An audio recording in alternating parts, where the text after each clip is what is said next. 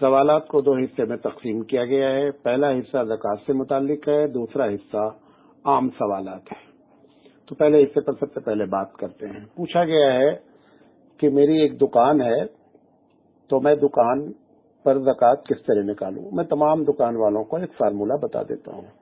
आपकी जिस चीज की भी दुकान हो, सुपर मार्केट हो, मॉल हो, या एक ज्वेलरी की दुकान हो, या आर्टिफिशियल किसी भी चीज की दुकान हो, ये आप देखें कि हमारी दुकान में जिस दिन आपने तय किया है कि मुझे ज़कात देनी है, उस दिन ये देखें कि हमारी दुकान में माल कितना है। मिसाल के तौर पर 5 लाख का माल है। फिर ये देखें कि मैं जहां से माल उठाता हूं, मुझे कितना कर्जा देना है, वापस करना है। पता चला कि 2 लाख रुपए का आपने माल जो उठाया है, अभी उसका पैसा नहीं दिया है। तो 5 लाख का आपका माल है, अभी 2 लाख रुपए आपको देना है, तो गोया आपके पास 3 ही लाख का माल है। फिर पता चला कि हमसे एक साहब 1 लाख का माल लेकर के गए हैं, जो वापस आएगा। जो वापस नहीं आएगा उसको छोड़ दें, जो आएगा वापस तो उसको जोड़ लें। तो गोया आपकी शॉप का टोटल स्टॉक निकाल ले 5 लाख, फिर 2 लाख रुपए आपको देना है, तो आपके पास हो गया 3 लाख का स्टॉक। 1 लाख आपको आना है, गोया हो गया आपके पास 4 लाख। 4 लाख के ऊपर आपको ज़कात निकालनी है। हर दुकान का यही फार्मूला है, यानी टोटल स्टॉक, फिर जो आना है पैसा उसको प्लस कर लिया जाए, माइनस कर दिया जाए जो हमको देना है, और इक्वल टू ज़कात। ये फार्मूला है। इसी के तहत ज़कात निकलेगी। 2.5% ज़कात निकलेगी 4 लाख के ऊपर, जो मिसाल दिया।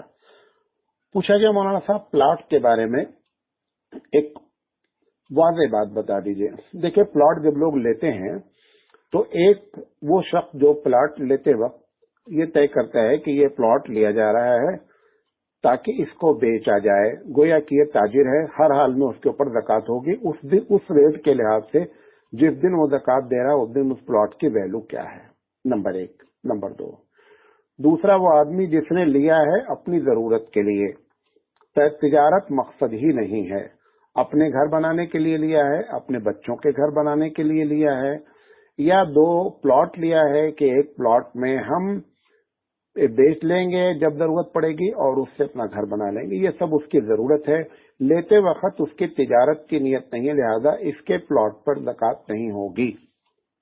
नंबर 3, प्लॉट लिया है, प्लॉट लेने के बाद नीयत थी कि बेचना, नीयत ये थी कि घर बनाना है।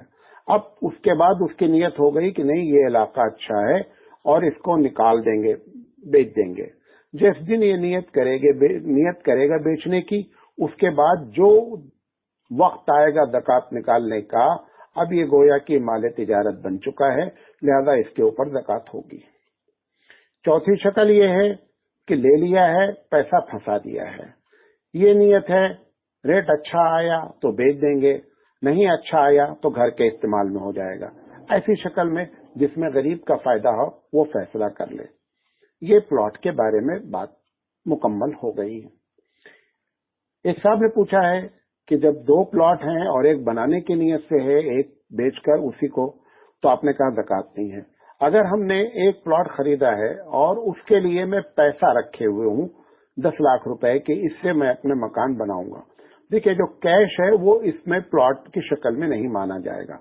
कैश पर हर हाल में ज़कात होगी, भले आपने उस पैसे को रखा है ताकि मैं घर बनाऊं, लिहाजा उस पर ज़कात देनी पड़ेगी। हाँ, वो अगर प्लॉट की शक्ल में होता तो उसको बेचकर घर बनाएंगे तो उस पर ज़कात देने की जरूरत नहीं थी। वल्लाहु आलम बिस्सवाब। पूछा गया है कि एक साहब के पास 2 लाख रुपए थे और उन्होंने कर्ज दे दिया है। अब कर्ज देने के बाद उनके पास कुछ भी नहीं है, तो इस 2 लाख पर ज़कात कौन निकालेगा और कैसे निकालेगा। देखिए, 2 लाख पे तो ज़कात निकालनी ही निकालनी है। किसको? जिसने कर्ज दिया है।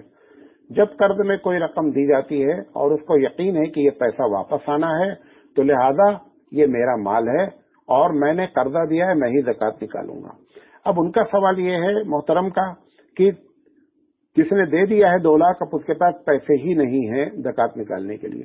ठीक है, वो नोट कर ले, जब उसके पास पैसा आवे तब ज़कात निकाल दे, लेकिन ये इसका माल है, हर हाल में इसके ऊपर इसको ज़कात देनी है। हाँ, अगर ये मालूम हो जाए कि पैसा डूब गया है और पैसा वापस नहीं आना है, तो फिर इसके ऊपर ज़कात देने की जरूरत नहीं है। और समझ लिया था डूब गया है और कुछ दिन के बाद आ गया, 2-4 साल के बाद जब आ जाएगा तो उसके ऊपर ज़कात निकाल देगा, सीधी सी बात है। पूछा गया जो जेवर बैंक में रखे हुए हैं गिरवी, उसके ऊपर ज़कात का क्या हुक्म है। देखें, जितना जेवर रखा हुआ है उसकी वैल्यू मालूम होनी चाहिए। मिसाल के तौर पर 10 लाख का जेवर है और 3 लाख रुपए आपने लोन लिया हुआ है, तो गोया 7 लाख का जेवर आपके पास मौजूद है, 7 लाख के ऊपर आप ज़कात निकालेंगे। और अगर 3 ही लाख का जेवर है और 3 ही लाख लोन लिया हुआ है तो आप खुद भी ज़कात नहीं निकालेंगे उस जेवर के ऊपर। पूछा गया है कि ज़कात अगर ज्यादा निकाल दें तो क्या हुक्म है। देखें, जो हिसाब से है उतनी ही ज़कात मानी जाएगी, बकिया सदका होगा उसको फर्ज, क्योंकि ज़कात फर्ज है और फर्ज का सवाब नफिल के मुकाबले में अंदाजा नहीं किया जा सकता है। जैसे मिसाल के तौर पर फजर की 2 रकात है, अब आपका मूड अच्छा है, चलो आज 4 रकात पढ़ लिया जाए तो 2 रकात का और ज्यादा सवाब मिल जाएगा, ऐसा नहीं हो सकता है। आप किसी भी वक्त में 2 रकात नमाज पढ़ लें, नफिल नमाज हो जाएगी, लेकिन फर्ज का सवाब नहीं मिल सकता है। पूछा गया है कि अगर सैयद को ज़कात देना चाहें तो क्या शक्ल है। सैयद को ज़कात नहीं दे सकते हैं। अगर अपने आप को वो सैयद कहता है, एक तो है सैयद लिखा जा रहा है, जब उससे पूछा जाता है तो कहता है भैया मालूम नहीं हम सैयद हैं, हमारे पास तो कोई शजरा वजरा है नहीं, फिर ऐसे शख्स को ज़कात दी जा सकती है। लेकिन एक आदमी सीना ठोक के कहता भाई मैं तो सैयद हूँ, लिहाजा ऐसे शख्स को ज़कात नहीं दी जा सकती। अब ऐसे लोग अगर परेशान हैं और वो कहें कि मेरी मदद करो, तो फिर कैसे मदद की जाए। क्या आपके पास सिर्फ ज़कात ही 1.5% तो ज़कात दी जाती है, 97.5 रुपया तो हम अपनी जेब में रखते हैं ना। अगर मालूम हो जाए कि सैयद है तो हमारी जिम्मेदारी नहीं बनती है कि हम अल्लाह के रसूल के खानदान के किसी शख्स को अपने घर की तरह मदद करें, लिहाजा हमारी जिम्मेदारी होती है कि हम उसको 97.5 में से उसकी मदद करें। लेकिन अगर वो सैयद अपने आप को मानता है तो उसको ज़कात नहीं दी जा सकती। पूछा गया मेरे पास 2 गाड़ी है, मैंने लोन लेकर के लिया था, अब लोन क्लियर हो गया है और वही दोनों गाड़ी से मतलब उसी से हम कमाते खाते हैं, तो दोनों गाड़ी की जो वैल्यू है उसके ऊपर ज़कात होगी कि नहीं। ये बात याद रखें, ये रेंट कार या इस किस्म के जितने बिजनेस होते हैं, जो गाड़ी रोड पर चल रही है उसके ऊपर कभी ज़कात नहीं होती है। जैसे मिसाल के तौर पर किसी आग में 5 ट्रक है, 4 ट्रक 10 ट्रक जो भी है, ट्रक की वैल्यू पर ज़कात नहीं होगी। ट्रक से जो आमदनी हो रही है साल भर में बैठ करके देखा जाएगा कि 10 ट्रक से कितनी आमदनी हुई और आमदनी होने के बाद खर्चा पानी कितना हुआ, अब मेरे हाथ में बचा कितना है। अब जो बचा हुआ है, अगर वो इतना बचा हुआ है कि जिसमें 52.5 तोला चांदी या 7.5 तोला सोना खरीदा जा सकता है और बकिया उस आदमी के पास कुछ भी नहीं है, तो फिर ऐसी शक्ल में उस बची हुई रकम पर अगर वो साहिब निसाब बनेगा तो उसके ऊपर ज़कात देगा, वरना उस गाड़ी जो रोड पे चल रही है उसकी वैल्यू पर ज़कात नहीं होती है। पूछा गया कि कर्ज के ऊपर ज़कात का क्या हुक्म। अभी बताया मैंने कि कर्ज जो है जिसको दिया है, अगर यकीन है कि पैसा वापस आएगा तो ज़कात हम ही को देनी है जिसने कर्ज दिया है, और अगर यकीन कामिल है कि पैसा डूब गया है तो ज़कात देने की जरूरत नहीं है।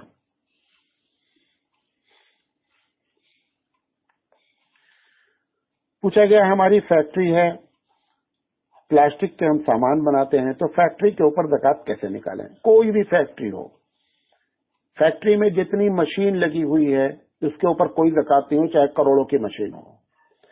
फैक्ट्री वाला जो भी सामान बनाता है ये देख ले कि जिस दिन वो ज़कात निकाल रहा है उस दिन उसके पास माल बना हुआ कितना है, यानी उसके पास स्टॉक पता चला 10 लाख रुपए का माल बना रखा हुआ है, तो इसके पास 10 लाख रुपए हैं। नंबर 1, उस माल को बनाने के लिए रॉ मटेरियल कच्चा माल लेकर के आया है जो 2 लाख का रखा है, तो गोया इसके पास 12 लाख रुपए रखे हुए हैं। पता चला कि कुछ लोग सामान लेकर के गए हैं, भी पैसा नहीं दिए, 2 लाख रुपए वो आना है, तो 14 लाख रुपए इसके पास हो गए। और पता चला कि इसको 4 लाख रुपए वहां देना है जहां से रॉ मटेरियल उठाया है, तो 14 में से 4 निकल गए तो भी 10 लाख बचे, तो 10 लाख के ऊपर ज़कात भी देगा। तो गोया सबसे पहले ये देखे कि माल कितना बना रखा है, नंबर 1। नंबर 2 ये देखे कि रॉ मटेरियल कितना रखा है, उसको जोड़े, उसकी वैल्यू जोड़ ले।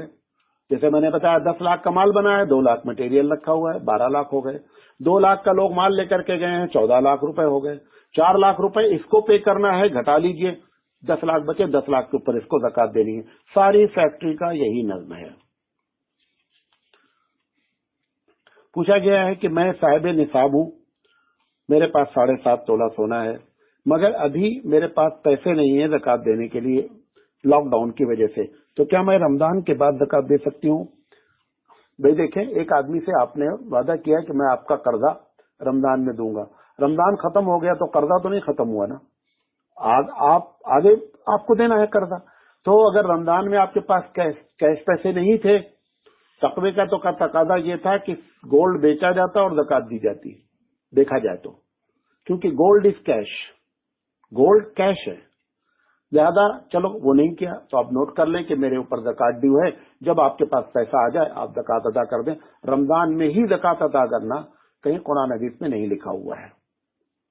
पूछा गया मौलाना साहब हज के बारे में ये सुनाई पड़ रहा है कि अब इस साल हज नहीं होगा, तो जिन लोगों ने हज की कीमतें, हज के पैसे जमा कर रखे हैं, उस जमा पैसे पर ज़कात होगी या नहीं? उस पर ज़कात होगी। वो पैसे आप वापस लेना चाहें वापस ले लीजिए, लेकिन अगले साल तक क्या जरूरी है कि आप हज के लिए जिंदा रहें। लिहाजा अब वो पैसे आपके पास कैश हैं और उसके ऊपर आपको ज़कात देनी है। पूछा गया है कि बात चीजें घर में जेवरात माएँ जो है वो बच्चों के नाम बच्चियों के नाम रख देती हैं, इसके ऊपर कौन ज़कात अदा करेगा? अगर माँ ये समझती है कि ये बच्चे का है और बच्चा ही इसका मालिक है, तब तो उसके ऊपर ज़कात नहीं है। लेकिन अगर महज बच्चे के नाम पर है, मालिक माँ है, कि अगर कोई इमरजेंसी आ गई, वैसे तो वो उसको नहीं खर्चा करती, लेकिन कोई इमरजेंसी आ गई तो वो समझती है कि मैं इसको खर्चा कर सकती हूँ, इसका मतलब माँ ही मालिक है, लिहाजा माँ उसके ऊपर ज़कात अदा करेगी। और अगर वो समझती है कि मैं किसी भी शक्ल में इसको नहीं खर्चा कर सकती हूँ, तो फिर ऐसे शक्ल में उसके ऊपर ज़कात नहीं देगी। पूछा गया कि किस्त पर लोन लिया गया है, मिसाल तौर पर घर बनाया है, 15 साल के लिए लोन ले लिया है, अब ज़कात निकालना है तो वो लोन को माइनस करेगा या नहीं? एक साल में 1,20,000 रुपए वो किस्त भरता है। इसमें देखिए दो राय है। एक राय ये है आपके पास 10 लाख रुपए मौजूद हैं और 1,20,000 रुपए आपको किस्त देनी है एक साल की, तो एक साल की 1,20,000 रुपए माइनस कर दीजिए और 8,80,000 पे ज़कात निकाल दीजिए, एक राय। दूसरी राय ये है कि किस्त में जो लोन लिया गया है वो माइनस ही नहीं किया जाएगा, बल्कि टोटल पे आपको ज़कात देनी होगी। ये दोनों राय हैं, लेकिन इसमें जो महीने यानी साल भर की जो किस्त है वो माइनस करके वो बात ज्यादा माकूल है। इसका आखिरी सवाल पूछा गया है कि मौलाना साहब ये चांदी और सोने में अब बहुत बड़ा रेट का फर्क हो गया है, फिर भी लोग इसी बात पर फतवा दे रहे हैं कि साहब अगर किसी के पास मिसाल तौर पर 52.5 तोला चांदी का मतलब ये है आज के रेट से 41 रुपए अगर लगाए जाएंगे तकरीबन 26,000 रुपए ज्यादा होते हैं। अगर किसी के पास 26,000 रुपए कैश हैं तो वो साहिब निसाब है, अब उसको ज़कात देनी है। लोग कहते हैं कि अगर चांदी को निसाब माना जाएगा तो गरीबों का फायदा है। बहरहाल फतवा तो इसी पर है, मैं इस पर कोई बात नहीं करना चाहता हूं, लेकिन मैं ये समझता हूं कि ये मसला इज्तिहादी होना चाहिए, इस पर इज्तिहाद बैठ के करना चाहिए कि सोने को मेयार बनाया जाए। आप देखें 5 ऊंट की कीमत, 5 ऊंट जब हो तो कोई ज़कात देगा, 40 बकरी हो तो ज़कात देगा, गालबन 25 गाय या भैंस हो तो ज़कात देगा। ये इन सब की आप वैल्यू निकालें। आज भी अगर 5 ऊंट खरीदना चाहें तो एक ऊंट अच्छा ऊंट जो है वो 40 से 50 हजार का होता है, तो 2.5 लाख रुपए हो गए। 40 बकरी आप खरीदना चाहें, 40 बकरी, अगर 40 बकरी की कीमत आप 8,000 रुपए लगा लें तो 8 चौक 32, 3,20,000 रुपए हो गए। इसी तरह अगर 25 भैंस की कीमत लगा लें, गाय की कीमत लगा लें, तो भी सब तकरीबन समझ जाइए कि वो 7-7.5 तोले सोने के बराबर हैं, सिवाय चांदी के। चांदी 7.5-52 तोला जो है वो बहुत कम हो गई है सोने के मुकाबले में। लिहाजा फतवा तो मैं नहीं दे रहा हूं क्योंकि मैं उस मुकाम पे नहीं हूं कि मैं फतवा दूं, लेकिन मैं ये जरूर कहना चाहता हूं कि ये जो चांदी को मेयार बनाया जा रहा है ये सही नहीं मालूम होता है। और इस पर अल्लामा सैयद सुलेमान नदवी रहमतुल्लाह अलैह ने, मुझे याद आता है कि इस पर उन्होंने बहस की है कि दुनिया में हमेशा सोना ही मेयार ठहरता है। करेंसी हमेशा जो नोट कागज लेकर हम फिरते हैं उसके बदले में जो दिया जाता है वो सोना ही दिया जाता है, सोना ही जो है उसका वादा भी किया जाता है। लिहाजा इस पर उलमा को बैठ करके गौर व फिक्र करना चाहिए।